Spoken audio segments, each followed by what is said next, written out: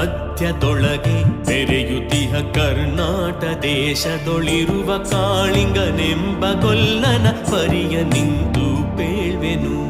ಧರಣಿ ಮಂಡಲ ಮಧ್ಯದೊಳಗೆ ಬೆರೆಯುತಿಹ ಕರ್ನಾಟ ದೇಶದೊಳಿರುವ ಕಾಳಿಂಗನೆಂಬ ಗೊಲ್ಲನ ಪರಿಯ ನಿಂತು ಪೇಳ್ವೆನು.